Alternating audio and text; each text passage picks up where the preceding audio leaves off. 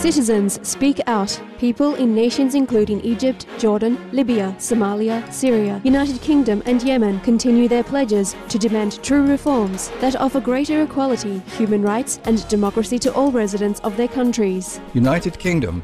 Hundreds in the city of Birmingham united to participate in a peace march Sunday, August 14th, in remembrance of the 3 young men killed during riots as they attempted to protect their community from looters. Meanwhile, Deputy Prime Minister Nick Clegg toured areas of Manchester affected by the recent riots, echoing other officials' calls for the social issues leading to the unrest to be understood and addressed. Somalia. US-based Human Rights Watch released a report Monday documenting cases during the past year in which government forces as well as African Union peacekeepers and illegally armed groups have been contributing to the nation's humanitarian collapse by engaging in serious violations of international law. Urging for the immediate end to all civilian abuses, the group also called for those responsible to be brought to justice and for UN intervention to ensure greater freedom of movement and access to aid.